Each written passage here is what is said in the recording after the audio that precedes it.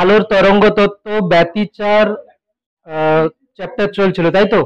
এবং লাস্ট ক্লাসে আমরা করেছিলাম কি, লাস্ট ক্লাসে করেছিলাম আলোর প্রতিফলনের সূত্র প্রমাণ হাইগেন্সের নীতির সাহায্যে। ঠিক আছে, হাইগেন্সের নীতির সাহায্যে আলোর প্রতিফলনের সূত্রের প্রমাণ করেছিলাম। শুধু শুধু ক্যালকুলেশন দেখিয়েছিলাম, কোনো কিছু লিখিনি, কেন কি আগের বছর পড়েছে। এবারে আমরা কি করব, প্রতিসরণের সূত্রেরও প্রমাণ একটু বলেছিলাম, ক্যালকুলেশন, আজকে তার ল্যাঙ্গুয়েজ আমরা লিখবো। ঠিক আছে, একদম সুন্দর করে লিখতে হবে, এটা ইম্পর্টেন্টও আছে, দেখা যাক কি হয়, যায় কিনা। তো হেডিং লিখবি, হেডিং লিখবি কি যে হাইগেন্সের নীতির সাহায্যে, হাইগেন্সের নীতির সাহায্যে, নীতির সাহায্যে, হাইগেন্সের নীতির সাহায্যে আলোর, আলোর প্রতিসরণের, আলোর প্রতিসরণের সূত্র দুটি প্রমাণ করো। পুরো ডাইরেক্ট 3 নাম্বার দিলে দিতে পারে, কারণ কি অল্টারনেটিভ করে দেয়, এই জন্যই বলছি। হাইগেন্সের নীতির সাহায্যে আলোর প্রতিসরণের সূত্র দুটি প্রমাণ করো, হেডিং লিখবি। এবং আমরা আগে করে কিন্তু ক্যালকুলেশন এবার করবো আর লিখবো। ঠিক আছে, তো দেখ প্রথমে, প্রথমে দেখ লিখছি এখানে, দেখ এই লেখা কিন্তু যথেষ্ট বড় আছে, তাকে যতটা ছোট করা যায় সেরকম করে লিখতে হবে। ঠিক, তো দেখ প্রথমে কি করবি, এইরকম একটা লাইন টানবি আর লেখা শুরু করবি কিন্তু এতটা নিচ থেকে, এতটা নিচ থেকে লেখা শুরু করবি। মানে ছবি তো দেখেছিস আগের দিন, এখানে দুটো আলোক রশ্মি আসবে এবং নিচ থেকে লেখা হবে। তো আমি প্রথমেই কি করছি, একে নাম দিলাম এক্স ওয়াই, এক্স ওয়াই তল। ঠিক আছে, এখানে লিখে দিলাম কি, এটা হচ্ছে প্রথম মাধ্যম, প্রথম মাধ্যম। ঠিক আছে, প্রথম মাধ্যমকে ব্র্যাকেটে 1 দিয়ে দিচ্ছি। এখানে লিখে দিলাম যে আলোর বেগ, আলোর বেগ সমান v1। আর এখানে লিখছি কি না, প্রতিসরাঙ্ক সমান μ1, মানে প্রথম মাধ্যমে আলোর গতিবেগ v1 এবং প্রতিসরাঙ্ক μ1। আর এটা হচ্ছে কিনা দ্বিতীয় মাধ্যম, দ্বিতীয় মাধ্যম ব্র্যাকেট হচ্ছে 2, আলোর বেগ এখানে কত, আলোর বেগ, আলোর বেগ সমান v2 এবং প্রতিসরাঙ্ক সমান, প্রতিসরাঙ্ক সমান μ2। কথা বলবি না, মন দিয়ে শোন, ভালোভাবে বোঝা যাবে। ঠিক আছে, ভালো করে শুনবি। তাহলে এখানে আমি লিখেছি কি যে দুটো দুটো হচ্ছে কি মাধ্যম লিখেছি, প্রথম মাধ্যম আর দ্বিতীয় মাধ্যম, সেখানে আলোর গতিবেগ এবং প্রতিসরাঙ্ক লিখে দিয়েছি। ঠিক, এই পর্যন্ত লেখা হলো। এবারে ছবি সহজ বানানোর জন্য, ছবি সহজ বানানোর জন্য আমি কিরকম করছি দেখ, প্রথমে যে প্রসেস বলা হয়েছিল, প্রথমে কি করবি, এরকম একটা আলোক রশ্মি টানবি আর এরকম একটা আলোক রশ্মি টানবি, দুটো আলোক রশ্মি। ঠিক আছে, এটা হলো। দেন কি করবি, দুটো আলোক রশ্মি টানবি, এখানে হচ্ছে কি একটা লম্ব টেনে দিবি এরকম করে তলের ওপরে, আর এখানে একটা লম্ব টেনে দিবি। হলো ফার্স্ট স্টেপ, এটা হলো, দুটো রশ্মি টেনেছি, দুটো লম্ব টেনেছি। এবারে প্রতিসৃত রশ্মিও টেনে দে এরকম করে, একেও সেম টাইপের করে টেনে দিতে হবে এরকম করে। বেশ, প্রতিসৃত রশ্মিও টেনে দিয়েছি একসঙ্গে। ক্লিয়ার, এই পর্যন্ত কমপ্লিট হলো। তাহলে ছবি আমি এরকম এঁকেছি, এরপরে আমি লেখা শুরু করব। তাহলে দুটো মাধ্যম, প্রথম দ্বিতীয়, এবং সেখানে আমি লিখেছি এরকম করে যে দুটো মাধ্যমে আলোর গতিবেগ এবং প্রতিসরাঙ্ক, আর দুটো হচ্ছে রশ্মি আমি টেনে দিয়েছি প্রথমে। বেশ,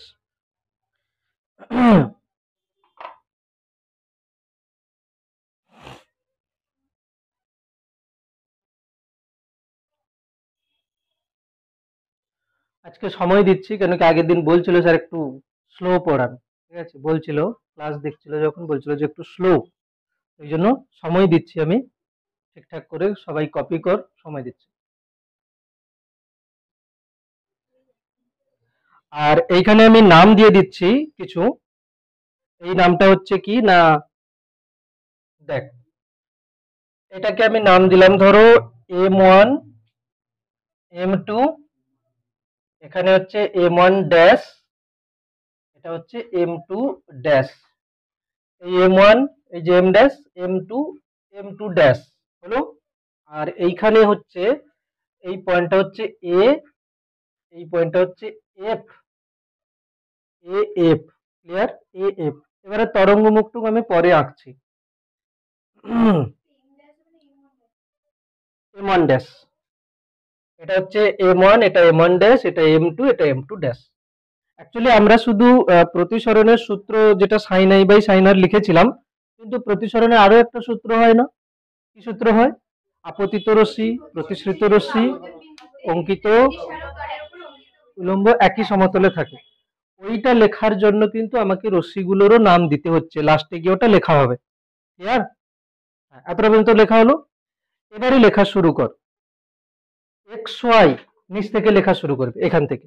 এক্স ওয়াই সমতল প্রতিসারক তল। এবার নিচ থেকে লেখা, ছবি ছেড়ে একদম নিচ থেকে লেখা, যার যতটা ছবি হয়েছে এর নিচে আর কোনো আসবে না ছবি, ঠিক আছে? তো লিখবি, লেখা শুরু কর, এক্স ওয়াই সমতল প্রতিসারক তল, এক্স ওয়াই সমতল প্রতিসারক তল, এই যে এক্স ওয়াই, এক্স ওয়াই সমতল প্রতিসারক তল, ক্লিয়ার? যা কাগজের তলের সহিত লম্ব, যা কাগজের তলের সহিত লম্ব,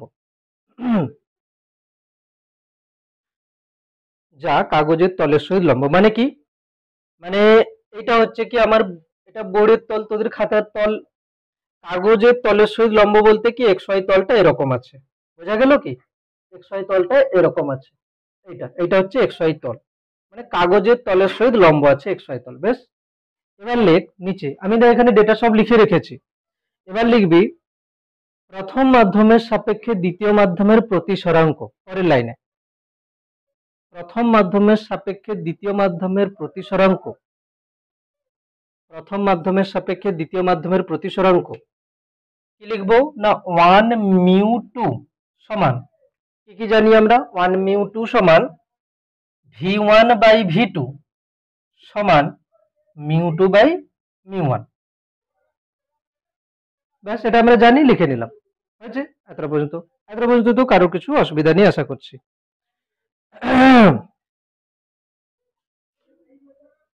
হলো? বেশ, এবারে দেখ তরঙ্গ মুখ আমরা যে বলেছিলাম, কিরকম ছিল তরঙ্গ মুখ? অ্যাকচুয়ালি এইরকম তরঙ্গ মুখ হতো, সমতল তরঙ্গ মুখ, তাই না? এই সমতল তরঙ্গ মুখ এরকম করে করে আসছে, এরকম করে করে আসছে, এসে প্রথমে কি হচ্ছে, এই তলের উপরে এ বিন্দুতে পড়েছে না? এইখানে আমরা একটা তরঙ্গ মুখ আঁকবো এরকম করে, এরকম করে একটা তরঙ্গ মুখ আঁকছি, এসি, এসি যেন লম্বভাবে হয়, ঠিক আছে? এসি,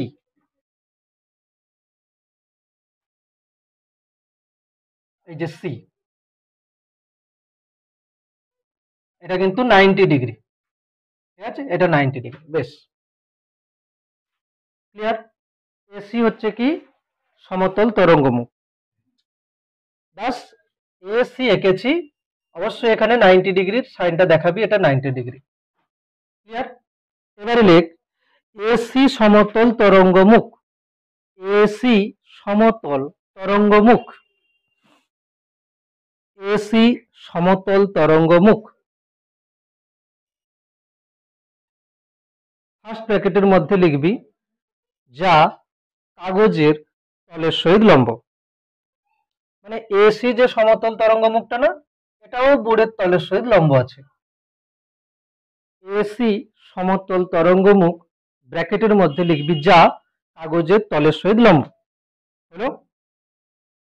তারপরে ব্র্যাকেট শেষ, লিখবি ব্র্যাকেট শেষের পর লিখবি টি সমান 0 সময়ে, টি সমান স্মল টি সমান, স্মল টি সমান 0 সময়ে, সময়ে এক্স ওয়াই তলের, এক্স ওয়াই তলের, এক্স ওয়াই তলের এ বিন্দুকে স্পর্শ করে, তাই না? প্রথমে কোন বিন্দুতে স্পর্শ করছে xy তলকে? এ বিন্দুতে। তাহলে কি লিখলাম, যে এসি সমতল তরঙ্গমুখ ব্র্যাকেটের মধ্যে লিখেছি যা কাগজের তলের সহিত লম্ব ব্র্যাকেট ক্লোজ টি সমান 0 সময়ে xy তলের উপর এ বিন্দুকে স্পর্শ করে এবং এবং এবং এই মুহূর্তে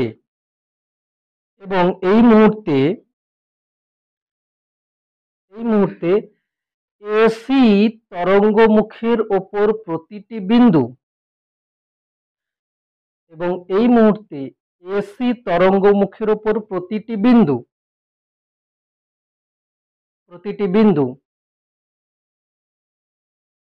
এবং এই মুহূর্তে এসি একটা তরঙ্গমুখ না, সমতল তরঙ্গমুখ, এসি তরঙ্গমুখের উপর প্রত্যেকটা বিন্দু, এসি তরঙ্গমুখের উপর প্রতিটি বিন্দু হাইগেনসের নীতি অনুযায়ী, যেহেতু হাইগেনসের নীতির সাহায্যে প্রমাণ বলছে এই জন্য হাইগেনসের নীতিটা একবার হলেও উল্লেখ করতে হবে। হাইগেনসের নীতি অনুযায়ী অনুতরঙ্গ সৃষ্টি করে। হাইগেনসের নীতি অনুযায়ী অনুতরঙ্গ সৃষ্টি করে।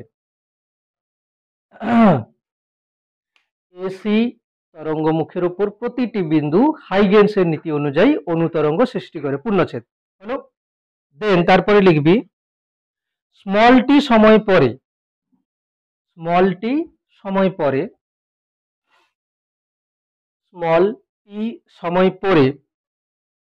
সি বিন্দু থেকে সৃষ্ট অনুতরঙ্গ,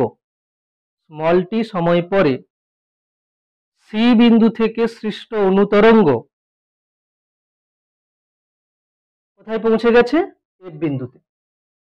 ঠিক আছে, তাহলে কি লিখবো? স্মল টি সময় পরে সি বিন্দু থেকে সৃষ্ট অনুতরঙ্গ এফ বিন্দুতে পৌঁছালে সিএফ সমান সিএফ এই লেন্থটা কত হবে? v1 into T. কেন কি সিএফ লেন্থটাই কত হবে? দূরত্ব ইন্টু সময়, সময় ইন্টু বেগ। টি সময়ে কত বেগে গেছে? v1 বেগে গেছে, তাহলে v1 ইন্টু টি। পূর্ণচ্ছেদ। এরপরে লেখ, লেখা হলো, এরপরে লেখ পূর্ণচ্ছেদ দেওয়ার পরে একটু প্যারা দিয়ে লিখবি। লেখ যে সময়ে সি বিন্দু থেকে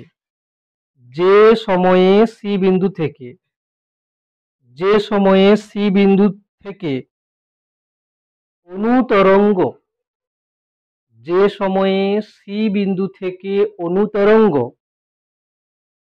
এফ বিন্দুতে পৌঁছায়, যে সময়ে সি বিন্দু থেকে অনুতরঙ্গ এফ বিন্দুতে পৌঁছায় সেই সময়ে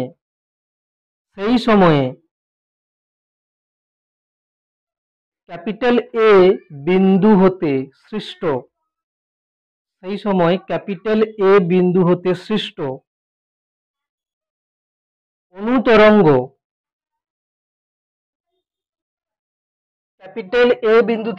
অনুতরঙ্গ কোথায় যাবে? দ্বিতীয় মাধ্যমে। এও তো অনুতরঙ্গ সৃষ্টি করবে, গোল মানে হচ্ছে গোলাকার, তো সে কোথায় যাবে? দ্বিতীয় মাধ্যমে। তাহলে কি লিখবো না, ক্যাপিটাল এ বিন্দু থেকে সৃষ্ট অনুতরঙ্গ দ্বিতীয় মাধ্যমে বিস্তার লাভ করে। পূর্ণচ্ছেদ। দ্বিতীয় মাধ্যমে বিস্তার লাভ করে। পূর্ণচ্ছেদ হয়েছে। তারপরে লিখবি এ বিন্দুকে কেন্দ্র করে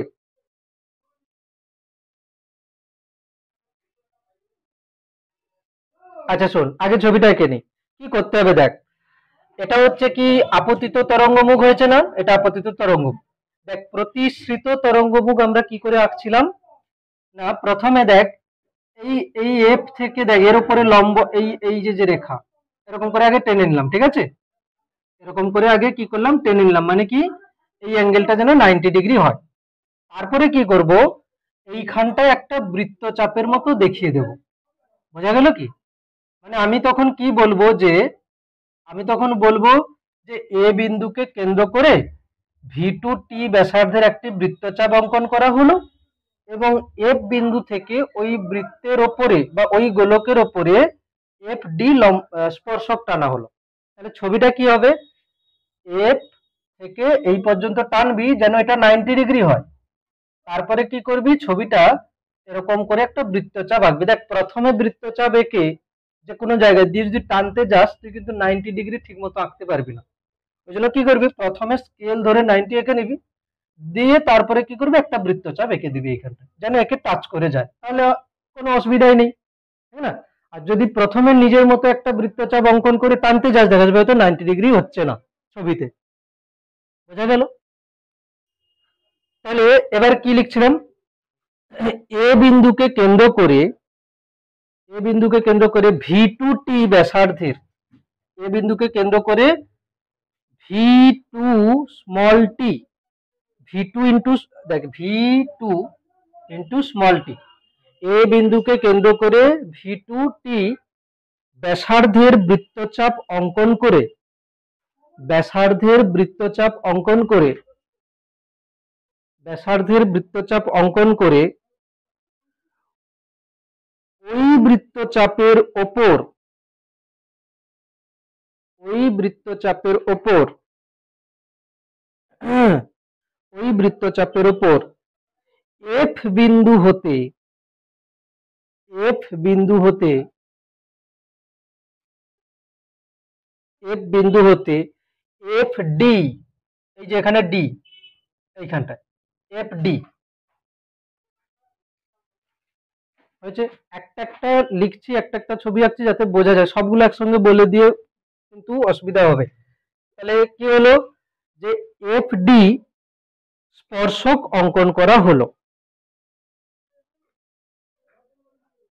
হয়েছে। F বিন্দু হতে FD স্পর্শক অঙ্কন করা হলো, F বিন্দু হতে FD স্পর্শক অঙ্কন করা হলো পূর্ণচ্ছেদ। এই FD হলো প্রতিসৃত তরঙ্গমুখ, এই FD হলো প্রতিসৃত তরঙ্গমুখ, এই FD হলো প্রতিসৃত তরঙ্গমুখ। তাহলে এক্ষেত্রে আমি লিখে দেবো কি, এক্ষেত্রে AD সমান কত লেখা যাবে, V2 ইন্টু টি, কেন কি AD তো ওই বৃত্তের বা গোলকের ব্যাসার্ধ, AD কত হচ্ছে V2 ইন্টু টি, V2 টি, AD এর মান কত হচ্ছে V2 টি। বেশ, এত পর্যন্ত হলো। এবারে লিখবি যে এ ও এফ বিন্দুতে, এ ও এফ বিন্দুতে ক্যাপিটাল এ ও ক্যাপিটাল এফ বিন্দুতে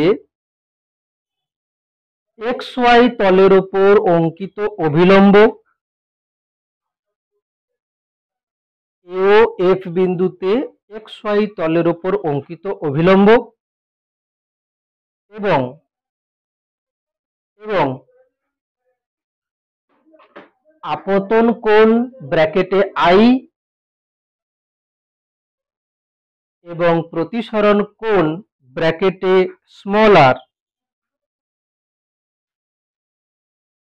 চিত্রানুযায়ী হলে, আপতন কোণ ব্র্যাকেটে স্মল আই এবং প্রতিসরণ কোণ ব্র্যাকেটে স্মল আর চিত্রানুযায়ী হলে, কোথায় কোথায় আই লিখছি কোথায় কোথায় আর লিখছি একবার দেখে নেবে। আপতন কোণ কোথায় লিখেছিলাম, প্রথমে দেখ এটা হচ্ছে কি অভিলম্ব, এটা হচ্ছে কি আপতিত রশ্মি, এটা হচ্ছে কি আই, ক্লিয়ার? আচ্ছা এটা যদি আই হয়, এই কোণটা কত 90 মাইনাস আই, আর এই কোণটা হচ্ছে আই, এরকম করেই খাতায় লিখবি, ঠিক আছে? বেশ, প্রতিসরণ কোণ কোথায় লিখেছিলাম, এইখানে, এটা ছিল আর, তাহলে এটা কত হচ্ছিল 90 মাইনাস আর, এবং এটা ছিল কি আর, চিত্রে দেখিয়ে দিয়েছি আই এবং আর কোথায় কোথায় হচ্ছে, এটা আই, এটা 90 মাইনাস আই, এটা আই, ঠিক আছে? এটা আর, এটা 90 মাইনাস আর, এটা আর, আগের দিন দেখিয়েছি কোথায় কিরকম ছিল, অসুবিধা তো নেই। ঠিক, ছবি হয়ে যাওয়ার পরে এবার লিখবি একটা একটা ত্রিভুজ, প্রথমে কোন ত্রিভুজ নেব? এ সি এফ ত্রিভুজ হতে পাই, এ সি এফ ত্রিভুজ হতে পাই।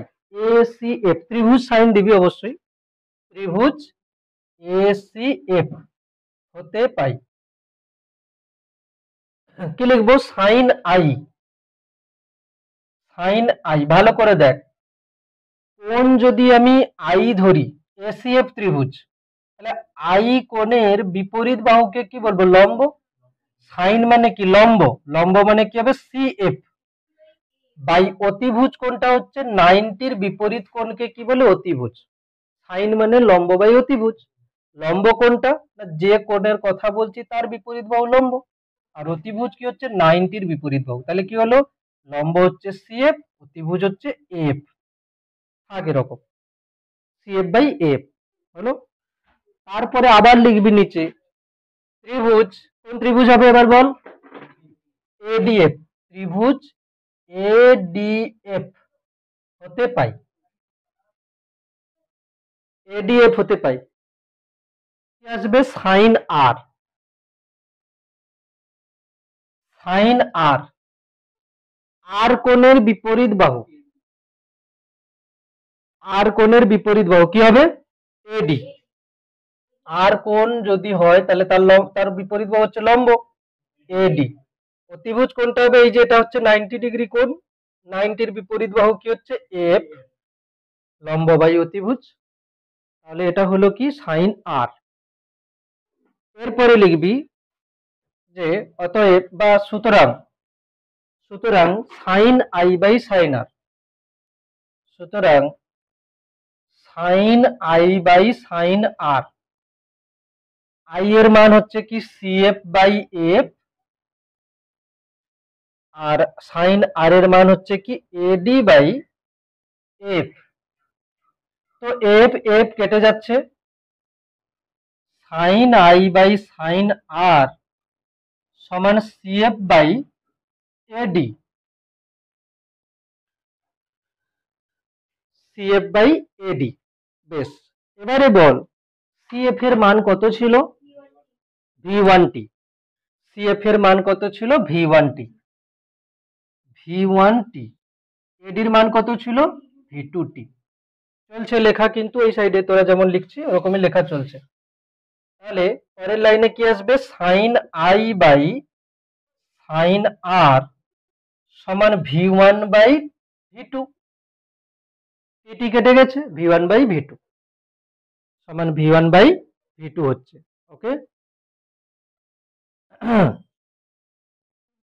V1 by V two, V one by V two কে কি লেখা যাবে? মিউ2 বাই মিউ1 সমান মিউ2 বাই মিউ1। তাহলে sign I by sine R সমান মিউ2 বাই মিউ1, মিউ2 বাই মিউ1।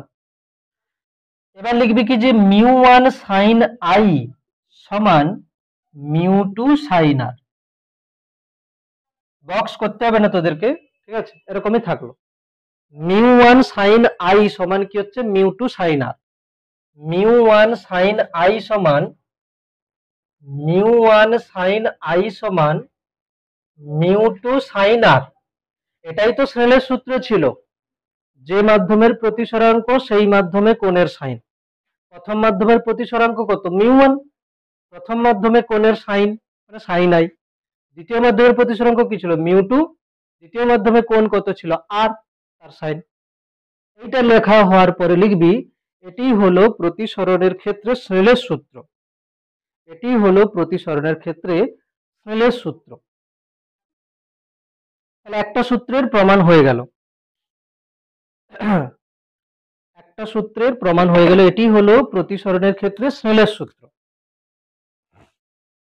আর একটা বাকি আছে, ওই প্লেন ওইটা লিখবো, ঠিক আছে? লেখ, প্যারা দিয়ে লিখবি এসি কমা এসি কমা এফডি কমা এএফ, এসি কমা এফডি কমা এফ। কোনটা কোনটা নিয়েছি বলতো? এসি বলতে কি? আপতিত তরঙ্গ মুখ। এফডি বলতে কি? প্রতিসৃত তরঙ্গ মুখ। আর এফ হচ্ছে কি প্রতিসারক তল। তিনটে তল নিয়েছি।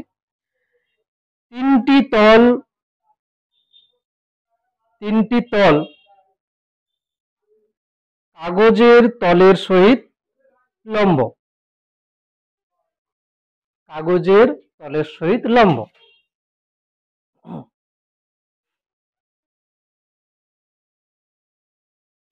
হয়েছে, তিনটি তলই কাগজের তলের সহিত লম্ব, পূর্ণচ্ছেদ। এরপরে লিখবি কি, এখানে ছিল যে লেখ এসি তলের ওপর লম্ব রশ্মি M1 A বা M2 C। এসি তলের সহিত লম্ব আপতিত রশ্মি। এসি তলের সহিত লম্ব আপতিত রশ্মি M1A বা M2 C। হয়েছে, বা M2 C। এখানে কি ছিল, M1A ছিল না। আপতিত রশ্মি কোনটা কোনটা হচ্ছে, এই যে M1A আর M2 C, দুটোই তো আপতিত রশ্মি। কেন কি, এটা হচ্ছে কি আপতিত তরঙ্গমুখ। আপতিত তরঙ্গমুখের সহিত লম্ব হচ্ছে কি রশ্মি। ঠিক আছে, আপতিত তরঙ্গমুখের সহিত লম্ব হচ্ছে কি রশ্মি। কি কি লিখেছি, যে এসি তলের সহিত লম্ব আপতিত রশ্মি M1A বা M2 C এবং ডিএফ তলের সহিত লম্ব এবং ডিএফ তলের সহিত লম্ব ডিএফ তলের সহিত লম্ব যে রশ্মিগুলো হবে সেগুলো কি রশ্মি হবে, প্রতিসৃত রশ্মি। ডিএফ তলের সহিত লম্ব প্রতিসৃত রশ্মি ডিএফ তলের সহিত লম্ব প্রতিসৃত রশ্মি AM1 ড্যাশ বা FM2 ড্যাশ। কি প্রতিসৃত রশ্মি তো দুটোই, AM1 ড্যাশ বা FM2 ড্যাশ। এবং এবং এবং AF তলের সহিত লম্ব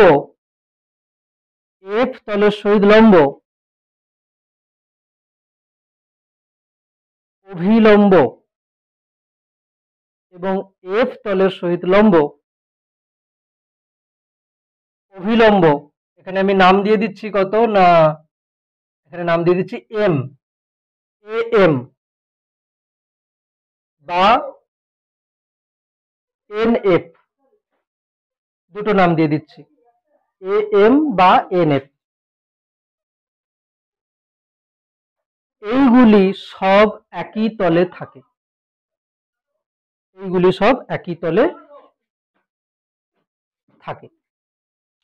কমপ্লিট। AF তলের সহিত লম্ব AM বা FN।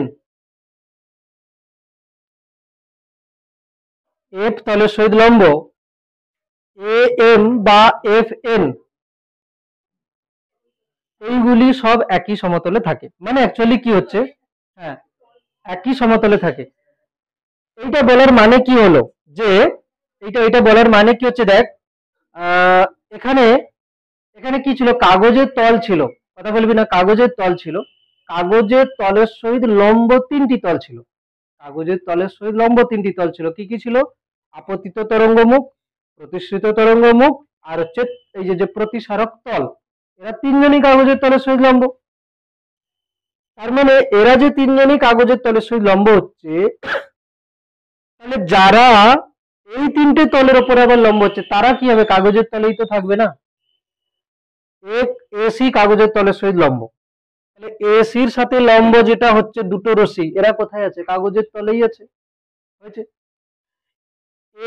এফ মানে হচ্ছে প্রতিসারক তল, কাগজের তলের সহিত লম্ব। তাহলে এফ এর সহিত যে দুটো অভিলম্ব হচ্ছে তারা কোথায় থাকবে, কাগজের তলে থাকবে। ডিএফ এটা হচ্ছে কি প্রতিসৃত তরঙ্গমুখ, এ কাগজের তলের সহিত লম্ব, তাহলে এটা কাগজের তলের সহিত লম্ব।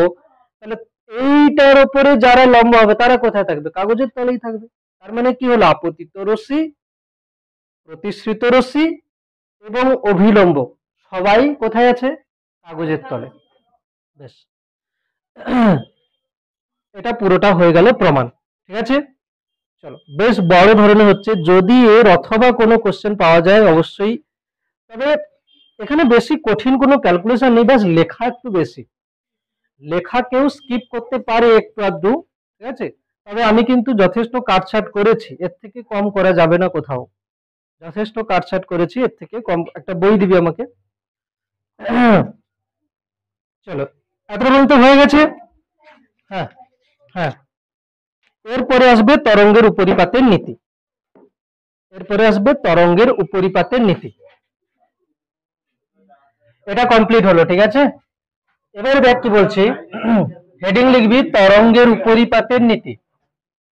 তরঙ্গের উপরিপাতের নীতি। তরঙ্গের উপরিপাতের নীতি কিন্তু অ্যাকচুয়ালি ক্লাস 11-এও ছিল, তো সেটাকে একবার এক্সপ্লেন করছি। দেখ, তরঙ্গের উপরিপাতের নীতি, ঠিক, তরঙ্গের উপরিপাতের নীতি। হেডিং লিখবি তরঙ্গের উপরিপাতের নীতি। কি হচ্ছে আগে শোনে নে। কোনো, যখন আমি একটা তরঙ্গ, ধরো আমি বলছি এই একটা তরঙ্গ, এটা একটা মাধ্যমের মধ্য দিয়ে যখন যাচ্ছে, তখন আমরা কি বলছি? এই যে মাধ্যমের কণাগুলো আছে তারা কম্পিত হচ্ছে, ঠিক না? যদি একটাই তরঙ্গ হয় তাহলে তার জন্য যে কম্পন হচ্ছে ওই একটা তরঙ্গের জন্য হচ্ছে। এবারে ধরো এই মাধ্যমে এই একটা কণা, ক্লিয়ার? যদি এই কণাটার উপরে একটা তরঙ্গ পড়ে তাহলে তার জন্য যে কম্পন হচ্ছে সেটা সরণ কম্পন। আমি কি বলছি এখানে? সাম্যাবস্থান থেকে কতটা সরণ হচ্ছে এই একটা কণা। এরপরে ধরো এর উপরে আরো একটা তরঙ্গ এসে উপরিপাতিত হলো, তাহলে দুটো, তার জন্য সরণ। আরো একটা তরঙ্গ ধরো এর উপরে এসে উপরিপাতিত হলো, 3-4টে তরঙ্গ এরকম এই কণাটার উপরে এসে পড়েছে, তাহলে এর যে সরণ হবে, সরণ একটা কি রাশি? স্কেলার না ভেক্টর? স্কেলার রাশি। তাহলে তখন আমরা কি করব? এখানে এই কণাটার মোট সরণ কি হবে? একটা একটা তরঙ্গ পড়লে তাদের জন্য যে সরণ হচ্ছিল সেই সরণগুলোর ভেক্টর যোগফল। কিন্তু কথা হলো যে তরঙ্গের ইকুয়েশন আমরা কি রকম জানি? যে y সমান ধরো a sin omega t plus K x ধরো বললাম, কিন্তু একে ভেক্টর হিসেবে করব কিভাবে? একে ভেক্টর হিসাবে আমরা করতে পারি ফেজর ডায়াগ্রাম থেকে। কিছুটা এসি চ্যাপ্টারে ছিল, কিছুটা দেখ একে আমরা অ্যাড করতে পারি ত্রিকোণমিতির দিক দিয়ে।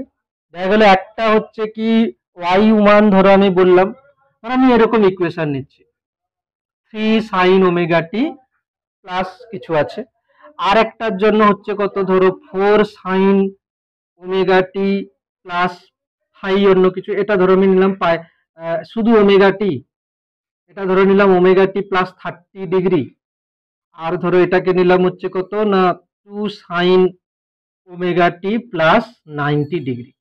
তিনটে তরঙ্গ একসঙ্গে আছে। তো আমি ধরো বলছি যে এই তিনটে তরঙ্গ যখন এই কণার উপরে এসে পড়বে এর মোট সরণ আমি কি করে করব? বলছি ভেক্টর যোগফল হবে তরঙ্গের উপরিপাতের নীতি। কিন্তু এরা কি সেই রকম ভেক্টরের মতো দেখতে লাগছে যে সরণ 3 হচ্ছে এক্স অক্ষ বরাবর, 4 ওয়াই অক্ষ বরাবর, I cap J cap K cap, ওরকম কিন্তু নয়। কিন্তু এখানে যেটা আছে সেটা কি আছে? দশা পার্থক্য আছে, মানে ফেজ ডিফারেন্স আছে। এর সাইন ওমেগা টি, এর সাইন ওমেগা টি প্লাস 30, মানে এর থেকে এটা 30 ডিগ্রি কোণে এগিয়ে আছে, এর থেকে এটা 60 ডিগ্রি কোণে এগিয়ে আছে। তো এগুলোকে আমরা কি করব? ফেজর ডায়াগ্রাম দিয়ে করব। কি রকম ফেজর ডায়াগ্রাম আসছি? তো প্রসেস হবে আমাদের কি না ভেক্টর যোগফল করব, তবে ভেক্টরের মানগুলো কি আসবে না এদের যে বিস্তার, সেই বিস্তার গুলো হবে কি না ভেক্টরের মান, আর কোণগুলো হবে কি না এদের মধ্যে দশা পার্থক্য। ক্লিয়ার? তাহলে প্রথমে তরঙ্গের উপরিপাতের নীতি দেখ, মোটা কালারে লেখা আছে ছায়া প্রকাশনী বই পেজ নাম্বার 214। ছায়া প্রকাশনী বই পেজ নাম্বার 214-তে লেখা আছে তরঙ্গের উপরিপাতের নীতি। কি লেখা আছে? কোনো মুহূর্তে একাধিক তরঙ্গের প্রভাবে কোনো বিন্দুর লব্ধি সরণ প্রতিটি তরঙ্গের জন্য বিন্দুটির পৃথক পৃথক সরণের ভেক্টর যোগফল। মানে প্রত্যেকটা তরঙ্গ আলাদা আলাদা ভাবে পড়লে যে সরণ হচ্ছে সেই মানে পৃথক পৃথক যে সরণ হচ্ছে তাদের যদি আমি ভেক্টর যোগফল করি তাহলে মোট সরণ আসবে। এটা হচ্ছে তরঙ্গের উপরিপাতের নীতি। এবারে আলোর ব্যতিচার, ঠিক আছে? তাহলে বইতে তো হেডিং লেখা ছিল যে তরঙ্গের উপরিপাতের নীতি, সাইডে লিখে দিবি বই বলে বুক বলে লিখে দিবি, পরে ওখান থেকে এই কোশ্চেন কিন্তু দেবে না পরীক্ষায় তরঙ্গের উপরিপাতের নীতি কি। তবে আলোর ব্যতিচার কাকে বলে এটা দেবে। আলোর ব্যতিচার, আলোর ব্যতিচার কাকে বলছে এটার সংজ্ঞা আমরা দেখছি। আলোর ব্যতিচার, প্রথম ব্যতিচার হতে গেলে দুটো আলোক উৎসকে কিরকম হতে হয়েছিল, প্রথমে বলেছিলাম সুসঙ্গত আলোক উৎস হতে হবে। সুসঙ্গত আলোক উৎস মানে কি, দুটি আলোক উৎস থেকে নির্গত আলোর কম্পাঙ্ক সেম হতে হবে। তো সংজ্ঞা হচ্ছে কি, যে আমরা পড়েছিলাম যে দুটো তরঙ্গ মানে সুসঙ্গত আলোক উৎস থেকে নির্গত দুটো তরঙ্গ যখন উপরিপাতিত হবে, সেই উপরিপাতিত হওয়ার ফলে যে লব্ধি তরঙ্গটা পাওয়া যাবে সেটা কোনো কোনো জায়গায় তার তীব্রতা বেশি হবে, কোনো কোনো জায়গায় কম হবে দশা পার্থক্য অনুযায়ী। দশা পার্থক্য যদি পাই এর যুগ্ম গুণিতক হয় তাহলে বেশি হবে, দশা পার্থক্য যদি পাই এর অযুগ্ম গুণিতক হয় তাহলে কি হবে না তীব্রতা কমে যাবে। পথ পার্থক্যের দিক দিয়ে যদি বলি, পথ পার্থক্য যদি λ/2 এর যুগ্ম গুণিতক হয় তাহলে কি হবে না তীব্রতা বা বিস্তার বেড়ে যাবে। আর পথ পার্থক্য যদি λ/2 এর অযুগ্ম গুণিতক হয় তাহলে কি হবে বিস্তার বা তীব্রতা কমে যাবে। এটাই হচ্ছে কি ব্যতিচার। ব্যতিচারের সংজ্ঞা আছে, পড়ে দিচ্ছে একবার। কি বলছে, মাধ্যমের কোন অঞ্চলে, মাধ্যমের কোন অঞ্চলে একই বিস্তার ও কম্পাঙ্ক, দেখ একই বিস্তার না হলেও চলবে, একই কম্পাঙ্ক বলতে হবে, কেন কি আলাদা আলাদা বিস্তার হলেও কিন্তু ব্যতিচার হবে।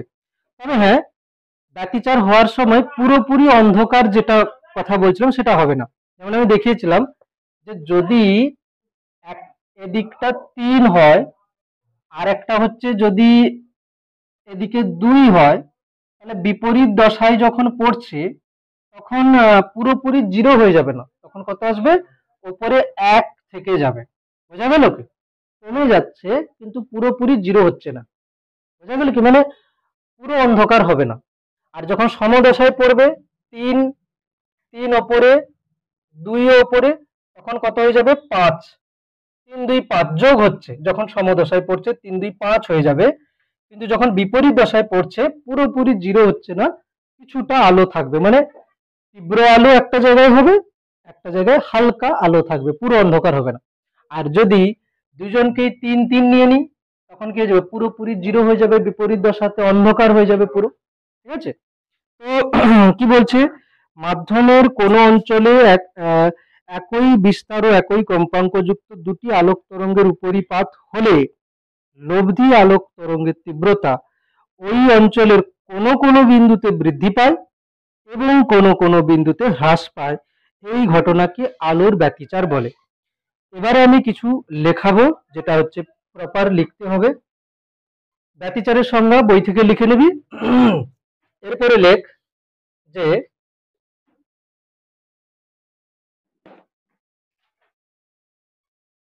কোশ্চেন, আমি লিখছি এখানে কিরকম কোশ্চেন হতে পারে। এখানে আমরা কিন্তু অলরেডি গঠনমূলক আর ধ্বংসাত্মক ব্যতিচারের শর্ত আমরা করে নিয়েছি, ও তো ছবি দেখে দেখে করেছিলাম যে ল্যামডা টেনে দিচ্ছি একসঙ্গে, কিন্তু ইকুয়েশন দিয়ে করতে হবে। ঠিক আছে, তাহলে এখানে লিখবো কি দুটি সুসঙ্গত, দুটি সুসঙ্গত, হ্যাঁ এটাই হেডিং লিখছি, এটাই হেডিং হচ্ছে দুটি সুসঙ্গত আলোক উৎস হতে নির্গত আলোক তরঙ্গের উপরিপাতের ফলে ব্যতিচার এর ক্ষেত্রে গঠনমূলক এবং ধ্বংসাত্মক ব্যতিচারে দশা পার্থক্য ও পথ পার্থক্যের শর্ত নির্ণয় করো। মানে যে শর্ত আমরা বলে দিয়েছিলাম সেটা এখন ক্যালকুলেশন করতে হবে। দুটি সুসংগত আলোকউৎস থেকে নির্গত আলোক তরঙ্গের উপরিপাতের ফলে ব্যতিচারের ক্ষেত্রে, মানে ব্যতিচার হচ্ছে, উপরিপাত হওয়ার ফলে ব্যতিচার হচ্ছে এখানে, এর ক্ষেত্রে ব্যতিচারের ক্ষেত্রে গঠনমূলক এবং ধ্বংসাত্মক ব্যতিচারে পথ পার্থক্য ও দশা পার্থক্যের শর্ত নির্ণয় করতে, মানে কি কি শর্ত হলে গঠনমূলক হচ্ছে আর ধ্বংসাত্মক হচ্ছে।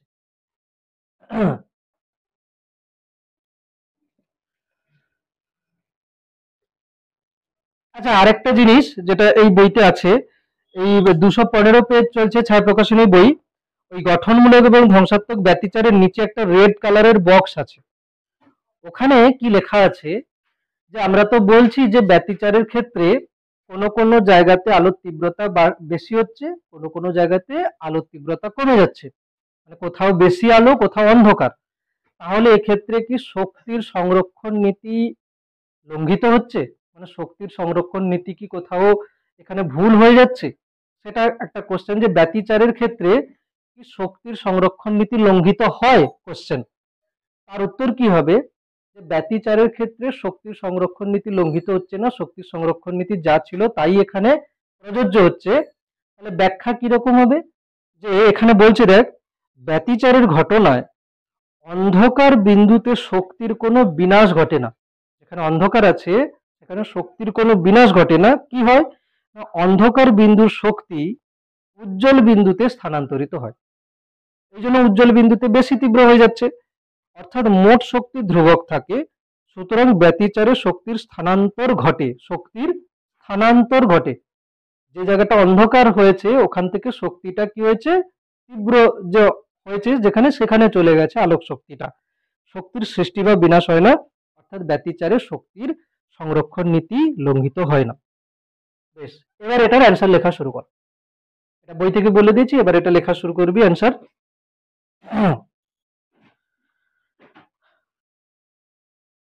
কি লিখবি, লেখ, ধরি খুব কাছাকাছি অবস্থিত দুটি একবর্ণী আলোক উৎস, খুব কাছাকাছি অবস্থিত দুটি একবর্ণী আলোক উৎস, ধরি খুব কাছাকাছি অবস্থিত দুটি একবর্ণী আলোক উৎস হয়েছে, দুটি একবর্ণী আলোক উৎস S1, S2,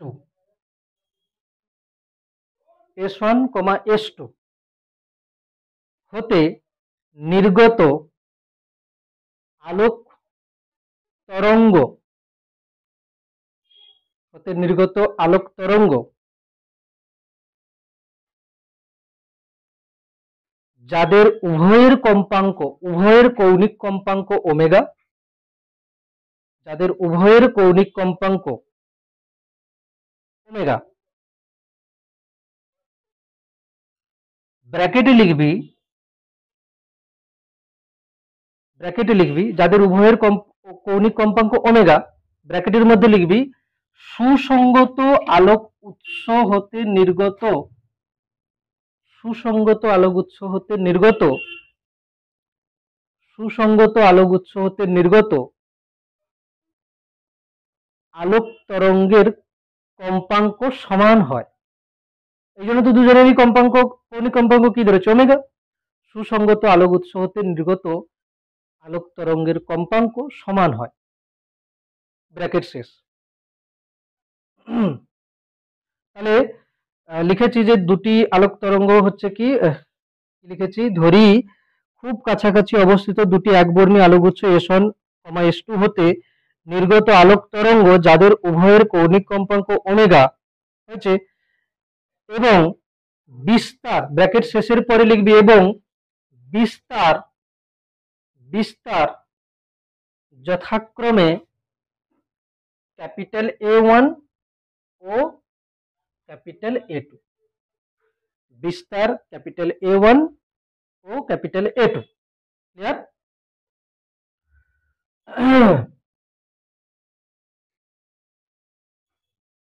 তরঙ্গ দুটি পি বিন্দুতে গিয়ে উপরিপাতিত হলে, তরঙ্গ দুটি পি বিন্দুতে গিয়ে উপরিপাতিত হলে, তরঙ্গ দুটি পি বিন্দুতে গিয়ে উপরিপাতিত হলে সেক্ষেত্রে পথ পার্থক্য হয় ডেল্টা এক্স। সেক্ষেত্রে পথ পার্থক্য হয় ডেল্টা এক্স। অ্যাকচুয়ালি হচ্ছে কি, দেখ, এই তরঙ্গটা এতটা গেছে, এই তরঙ্গটা এতটা গেছে, দুজনে তো সমান রাস্তা যায়নি। তাহলে আমি কি করব না, দেখ অ্যাকচুয়ালি এই ছবিটা আরেকটু এদিকে করলে ভালো হতো। এরকম করে এখানে পি বিন্দু দিয়েছি, তো এখান থেকে তরঙ্গ গেছে এর উপরে পড়েছে, আর এখান থেকে তরঙ্গ গিয়ে এর উপরে পড়েছে, এরকম করে। বোঝা গেল কি, দুটো তরঙ্গ পড়েছে।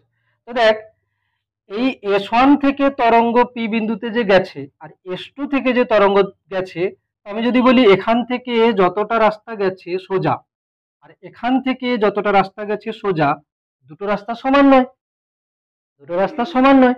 তো এখানে একটা পথ পার্থক্য হচ্ছে। কতটা পথ পার্থক্য না, এখান থেকে যদি আমি লম্ব টানি, এই যে এতটা হচ্ছে কিনা ডেল্টা এক্স। বেশ, তাহলে কি লিখবো, এক্ষেত্রে পথ পার্থক্য ডেল্টা এক্স, এক্ষেত্রে পথ পার্থক্য ডেল্টা এক্স, পথ পার্থক্য কত হচ্ছে ডেল্টা এক্স। বেশ, সুতরাং দশা পার্থক্য ফাই সমান, দশা পার্থক্য ফাই সমান, পথ পার্থক্যের সঙ্গে দশা পার্থক্যের সম্পর্ক বলেছিলাম, কি হবে, 2π/λ ইন্টু কি হবে ডেল্টা এক্স, নাকি না? পথ পার্থক্যের সঙ্গে দেখ, ল্যামডা পথ পার্থক্যের জন্য দশা পার্থক্য কত, 2π। তাহলে একক পথ পার্থক্যের জন্য দশা পার্থক্য কত হবে, 2π/λ।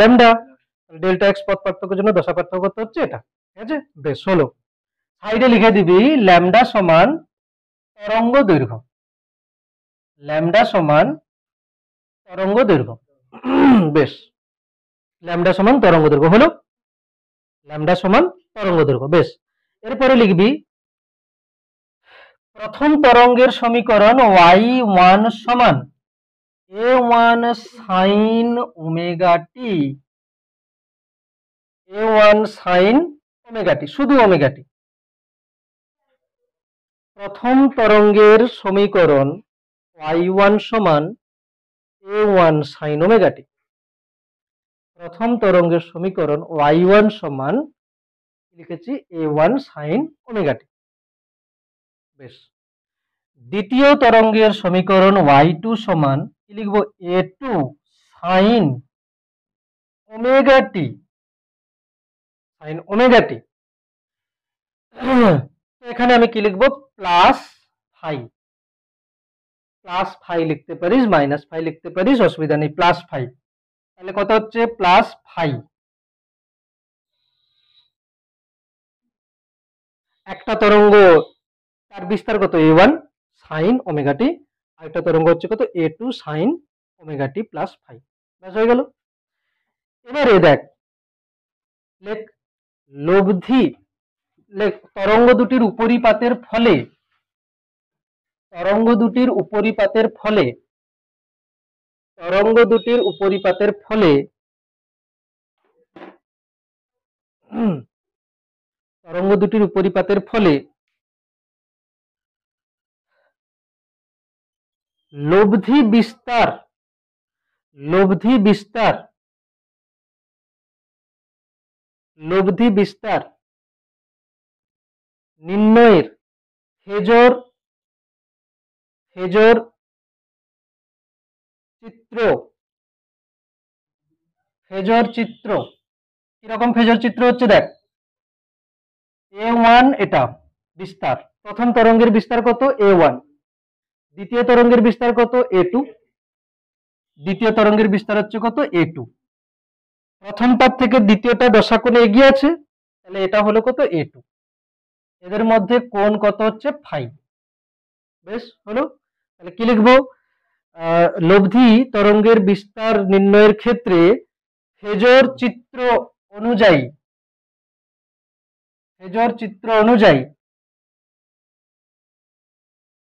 চিত্রটা প্রথমে A1 A2 মাঝে কোণ ফাই, কোনটা এটা, এটা তো এঁকেছিস প্রথমে, এটা আঁকিসনি, সাইডে ছোট করে আঁকতে পারিস, এটা সাইডে ছোট করে আঁকতে পারিস, এই সাইডে কোণায়, ঠিক আছে, তাহলে নিচেই আঁক, অসুবিধা নেই, নিচে আঁকতে পারিস।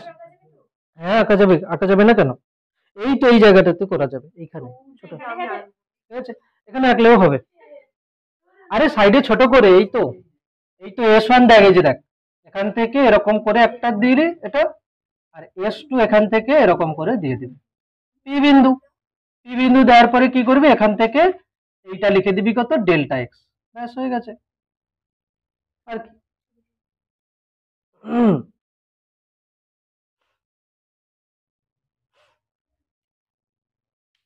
দেখতে পাচ্ছিস না, S2 দুটো উৎস হচ্ছে কত S1, তাহলে এটার হচ্ছে পথ পার্থক্য কত, এইটুকুটা ডেল্টা এক্স, এবার তো দেখা যাচ্ছে, ছোট করেই এঁকেছি এই কারণে যাতে দেখা না যায়।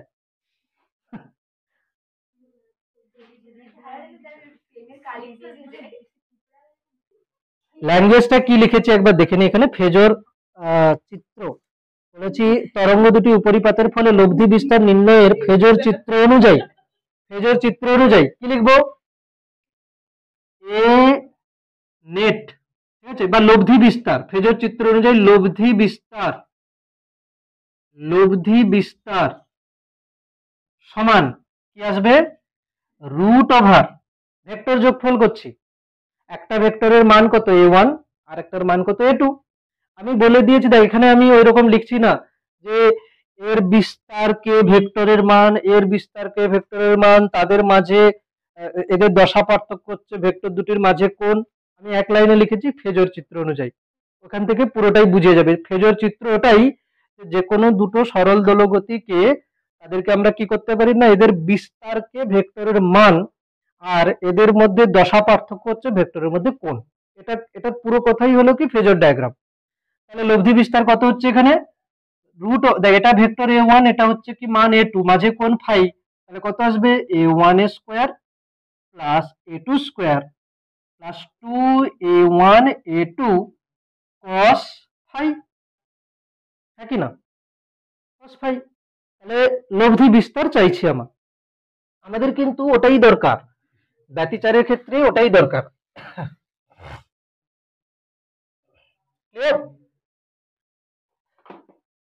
এবারে দেখ লব্ধি বিস্তার হয়ে গেছে, এটা হচ্ছে রুট ওভার, এই পর্যন্ত এসছে।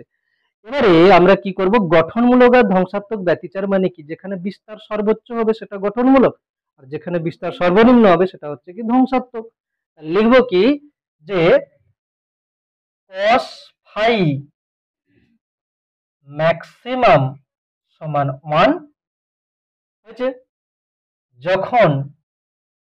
যখন ফাই সমান কি হবে, যখন ফাই এর মান কত হয় 0 ডিগ্রি, 0 কমা আর কি হতে পারে, 0-র পরে পাই হলে কিন্তু -1, 2 পাই হলে আবার 0 মানে 2 পাই, তারপরে কত আসবে, 4 পাই, তারপরে আসবে 6 পাই, ডট ডট ডট, জোড় গুণিতক হচ্ছে না, 2n পাই। cos ফাই ম্যাক্সিমাম যখন এটা, সেক্ষেত্রে বিস্তার সর্বোচ্চ হয়। এবার লিখব যে সর্বোচ্চ বিস্তার সমান root over A1 square plus A2 square plus 2A1 A2 cos phi এর মান কত 1, তার মানে হয়ে যাবে কত, এ তো কি হলো a1 প্লাস a2 এর হোল স্কোয়ার তার রুট, মানে a1 প্লাস a2, ঠিক না? চট করে চলে এসছে, দেখ কোনো ক্যালকুলেশন লেন্দি কিচ্ছু করিনি, বাস শুধু ফেজর ডায়াগ্রাম দিয়ে দেখিয়েছি। ওই ত্রিকোণমিতি ধরে ত্রিভুজ ধরে মানে ত্রিকোণমিতি ধরেছে, তারপরে ক্যালকুলেশন করে ওই একই অ্যান্সারে আসবে।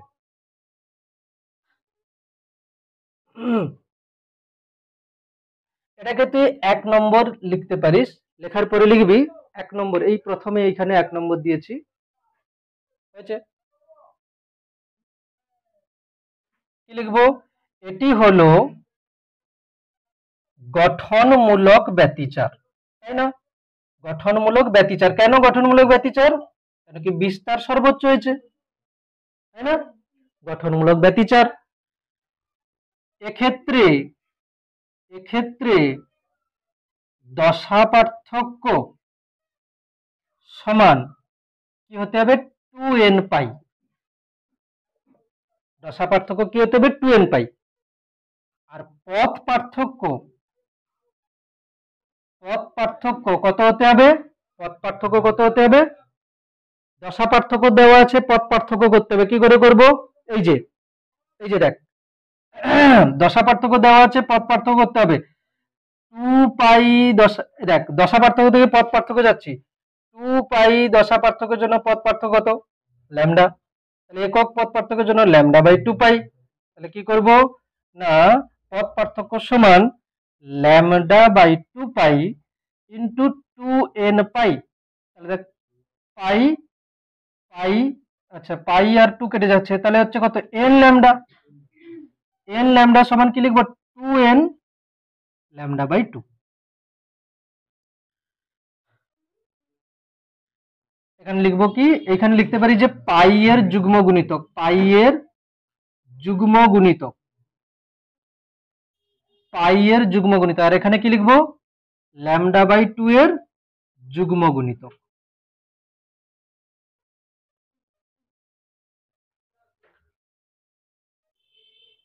এটা হলো পাই এর যুগ্ম গুণিতক, এটা হলো ল্যামডা বাই 2 এর যুগ্ম গুণিতক। সেই আগের যতগুলো হয়েছিল সেখান থেকে আসছে, ওই একই অ্যান্সার আসছে, বাট আমরা করেছি এটা দিয়ে।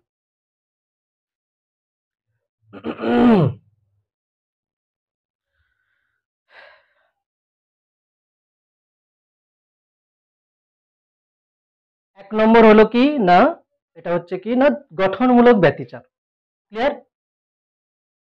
এরপরে 2 নম্বরে কি লিখবো, 2 নম্বরে cos ফাই মিনিমাম, এর মিনিমাম ভ্যালু কত হয়, -1, যখন ফাই এর মান কত কত হওয়া উচিত, পাই 3 পাই, পাই 3 পাই, দেন কি হবে 5 পাই, 5 পাই, ঠিক আছে, 5 পাই। তারপরে কি লিখবো না, এরকম করে লিখবো কত, 2n মাইনাস 1 পাই। সেক্ষেত্রে বিস্তার কি হবে, সর্বনিম্ন হয়, বিস্তার কি হয়, সর্বনিম্ন হয়। সর্বনিম্ন বিস্তার, সর্বনিম্ন বিস্তার কি লিখবো, a square a1 square plus a2 square, এইখানে হবে কত না -1, তাহলে এটা চলে আসবে কত না a1 মাইনাস a2 বা a2 মাইনাস a1, এই জন্য আমি এখানে লিখে দিলাম কত না mod of a1 minus a2, যে বড় তার থেকে বাদ চলে যাবে, যে বড় তার থেকে বাদ চলে যাবে। তাহলে এখানে কি হচ্ছে, বিস্তার কমে যাচ্ছে, এখানে বিস্তার কমে যাচ্ছে। এটি হলো ধ্বংসাত্মক ব্যতিচার, এটি হলো কি ধ্বংসাত্মক ব্যতিচার। এক্ষেত্রে দশা পার্থক্য কত হচ্ছে, 2n মাইনাস 1 পাই, 2n মাইনাস 1 পাই, অর্থাৎ পাই এর অযুগ্ম গুণিতক, অযুগ্ম গুণিতক। আর পথ পার্থক্য কত হচ্ছে, ল্যামডা বাই 2 পাই, আর এইখানে হয়ে যাবে কত, 2n মাইনাস 1 পাই, এখানে কেটে যাবে কত না পাই একটা কেটে যাবে, তাহলে হয়ে যাবে কত, 2n minus 1 whole into lambda by 2, মানে ল্যামডা বাই 2 এর অযুগ্ম গুণিতক। সময় দিচ্ছি আমি, ল্যামডা বাই 2 এর অযুগ্ম গুণিতক।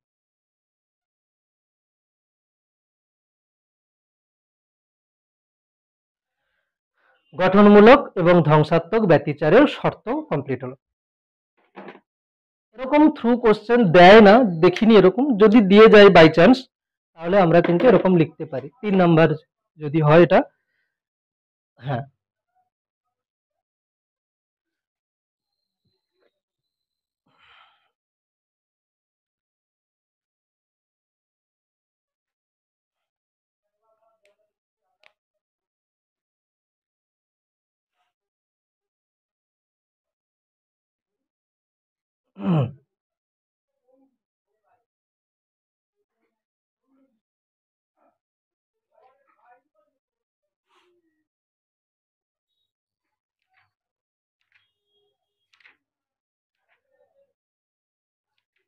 এই চ্যাপ্টারে যতগুলো হর্স আছে একটাও হর্সের কোশ্চেন ছাড়া যাবে না,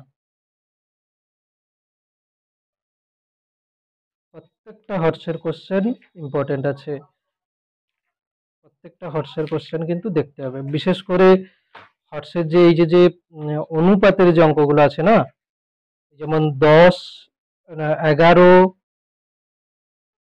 11, তারপরে হচ্ছে আমি এখন পরে আবার বলবো, ঠিক আছে, 11, 15, 16 এই টাইপের যে অঙ্কগুলো আছে, 17, 18, এই অঙ্কগুলো বেশ ইম্পর্টেন্ট এবং পরীক্ষাতে দেয়।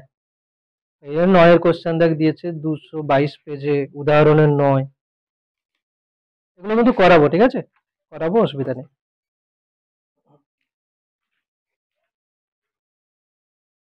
হয়েছে? তাহলে গঠনমূলক এবং ধ্বংসাত্মক দেখ কিচ্ছু করিনি, শুধু দুটো ইকুয়েশন ধরেছি, ঠিক আছে। তুই কিচ্ছু না লিখে তুই যদি আরো লেখা কমাতে চাস তাহলে এক চান্সে কি লিখবি, যে ধরি দুটি সুসংগত আলোকউৎসতে নির্গত আলোক তরঙ্গের সমীকরণ হলো y1 সমান a1 sin omega t, y2 সমান a2 sin omega t plus phi, দশা পার্থক্য হচ্ছে ফাই। বেশ, তারপরে কি লিখবি, যে তরঙ্গ দুটি যখন উপরিপাতিত হচ্ছে সেক্ষেত্রে লব্ধি বিস্তার করে ফেজর ডায়াগ্রাম দিয়ে চলে যাবে। আগের কথা ছেড়ে দিলেও চলবে। এবারে দেখ কিছু কিছু জিনিস লিখছি প্রথমে।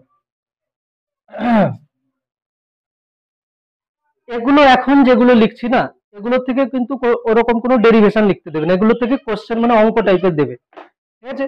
তো এটাকে কি লেখা যেতে পারে, তো নোট বলে লিখতে পারিস, নোট বলে লিখছি, ঠিক না। হুম, কোন তরঙ্গের যে তীব্রতা হয় না, সেই তীব্রতার রাশিমালাতে অনেকগুলো টার্ম আসে এবং তার সঙ্গে আসে কি অ্যামপ্লিটিউডের স্কোয়ার, ঠিক আছে। তো কি লিখবো, যে তীব্রতা, তীব্রতা যেটা হচ্ছে বলছে আই প্রপোর্শনাল টু এর স্কোয়ার, মানে তীব্রতা অ্যাকচুয়ালি আমি প্রথমে এরকম লিখি, তীব্রতা প্রপোর্শনাল টু বিস্তারের স্কোয়ার, এটা দেখ। এখানে কিন্তু এন স্কোয়ারও হয়, মানে কম্পাঙ্কের স্কোয়ার। এবার বল সুসংগত আলোকউৎসের এন ও তো দুজনের সমান, ওই জন্য এন স্কোয়ারও বাদ দিয়ে দেওয়া হয়েছে। তো তাহলে কি আছে দেখ, I proportional to A square, এখানে একটা ধ্রুবক আসবে আই সমান কে স্কোয়ার। বেশ, আই সমান কে স্কোয়ার, আই সমান কে স্কোয়ার। বেশ, এবার দেখ ওই যে লিখেছিলাম না, যে লব্ধি তরঙ্গের যে বিস্তার এসেছিল এ, আমি এটাকে কি লিখছি দেখ, এ রেজাল্টেন্ট লিখছি, এ রেজাল্টেন্ট, লব্ধি তরঙ্গের যে বিস্তার তাকে এ রেজাল্টেন্ট, এটা রুট ছিল না, রুটকে স্কোয়ার করে দিই, স্কোয়ার করে দিলাম, কত হবে A one square A two square, 2a1 a2 cos phi, অসুবিধা নেই তো। লব্ধি তরঙ্গের বিস্তার সমান রুট ওভার দেওয়া ছিল, রুটটাকে স্কোয়ার করে দিচ্ছি। এবার আমি কি করলাম, উভয় পক্ষে কে দিয়ে গুণ করে দিচ্ছি, উভয় পক্ষে কি করছি, কে দিয়ে গুণ করে দিচ্ছি। তাহলে কি হবে, এটা হচ্ছে কে এ রেজাল্টেন্ট স্কোয়ার, কে এ ওয়ান স্কোয়ার, কে এ টু স্কোয়ার প্লাস 2 কে এ ওয়ান এ টু cos ফাই পরপর পরপর নিচে নিচে লিখে যাবে, পরপর নিচে নিচে লিখে যাবে। এবারে বল, এই যে যে কে ইন্টু এ রেজাল্টেন্টের স্কোয়ার, তার মানে এটা হচ্ছে কি না আই, এটা কি হচ্ছে I1, এটা কি হচ্ছে I2, এটা হচ্ছে কি দেখ, যদি বলি এটা হচ্ছে কি দেখ 2, দেখ √I1 I2 কে যদি লিখিস কি হবে দেখ 2√I1 মানে কত KA1 স্কোয়ার, I2 মানে কত KA2 স্কোয়ার। তো দেখ রুটের বাইরে কে বেরোবে, দুজন কে মিলে একটা কে, A1 স্কোয়ার মিলে A1, A2 স্কোয়ার মিলে A2। তার মানে এটা অ্যাকচুয়ালি কি লেখা আছে, এটা লেখা আছে কি না 2√I1 I2 cos phi। তার মানে আমাদের কোনটা মনে রাখতে হচ্ছে, লব্ধি বিস্তারের স্কোয়ার সমান একটা একটার বিস্তারের square plus 2A1A2 cos phi। লব্ধি যে তীব্রতা হচ্ছে সেটা কিরকম হচ্ছে, একটা তীব্রতা আর একটা তীব্রতা plus 2√I1 I2 cos phi। Clear? বিস্তার আর তীব্রতা, বিস্তার আর তীব্রতা একদম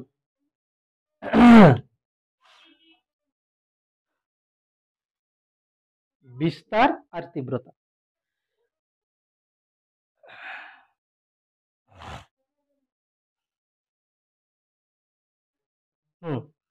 বিস্তার আর তীব্রতা কিন্তু আমি এরকম করে লিখেছি।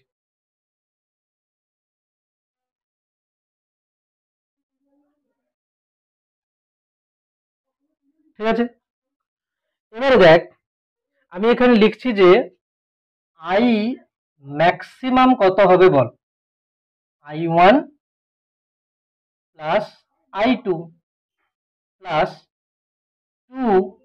2√I1 I2 cos phi এর মান কত নেব, মান cos phi এর মান 1। এটা মানে কিন্তু অ্যাকচুয়ালি √I1 প্লাস √I2 এর হোল স্কোয়ার, হ্যাঁ কি না বল, এর হোল স্কোয়ার, হ্যাঁ কি না, এটা বেশ। এরপরে দেখ আই মিনিমাম কি আসবে, আই মিনিমাম কি আসবে, লাস্ট আমাদের যেটা মনে রাখতে হবে সেটা বলে দিচ্ছি। আই মিনিমাম আসবে কি আসবে বল, I1 প্লাস I2 মাইনাস, কেন কি cos phi এর মান তখন মাইনাস আসবে, √I1 I2, মানে এটা অ্যাকচুয়ালি কি √I1 মাইনাস √I2 এর হোল স্কোয়ার।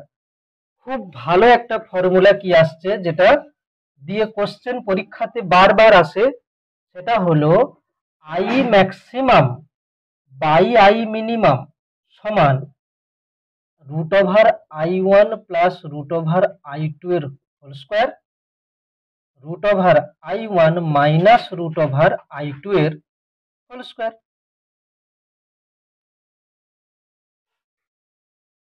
রুট ওভার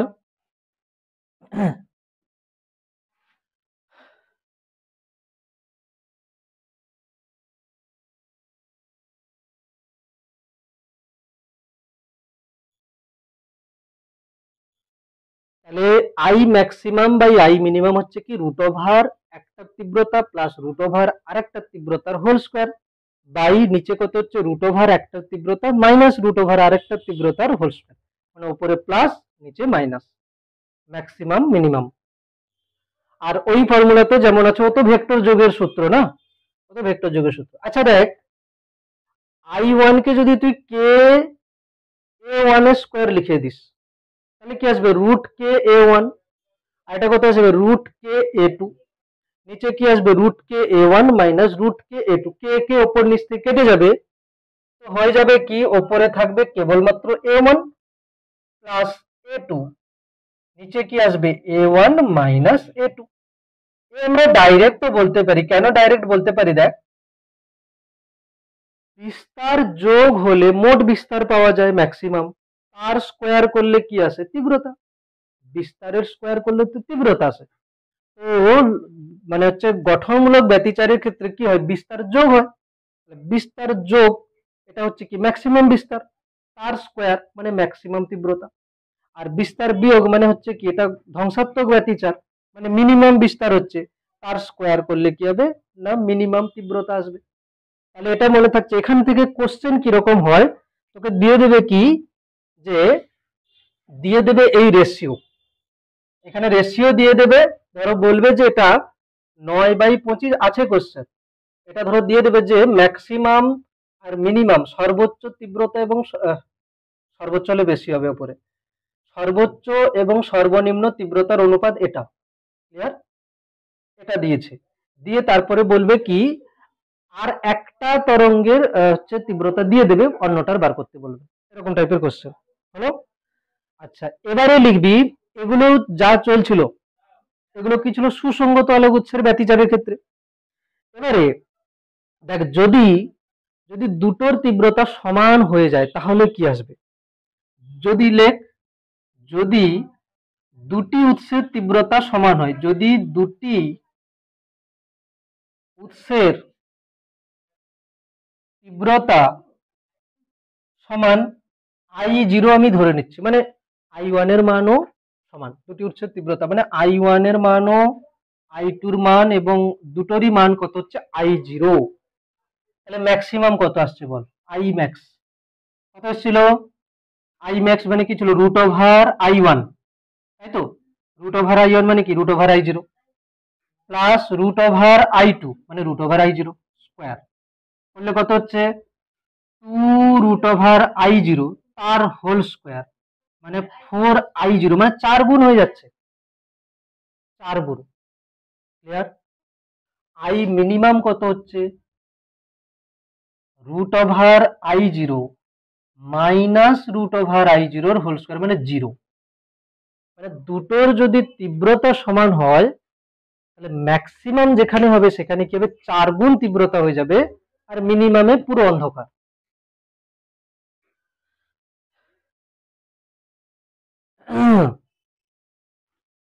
কিন্তু বাড়িতে তো আমরা যখন লাইট জ্বালি আমরা কি এত কিছু ভাবি যে একটা আলো জ্বালিয়েছি তীব্রতা যা হচ্ছে দুটো জ্বালালে 4 গুণ পড়বে ওইখানটায়, ওইখানে আমি বসি, এরকম হয় কি, হয় না। ওখানে কি হয়, ওখানে হয়ে যায় কি তীব্রতা জাস্ট বেড়ে যায়। মানে এগুলো যা ক্যালকুলেশন ছিল এগুলো কাদের ছিল, সুসংগত আলোক উৎসের ক্ষেত্রে। বাড়িতে যে বাল্ব যে জ্বালা হচ্ছে তারা কিন্তু সুসংগত আলোক উৎস নয়, তাহলে ওখানে তীব্রতা কি হবে, ওখানে তীব্রতা সিম্পলি অ্যাড হয়ে যাবে।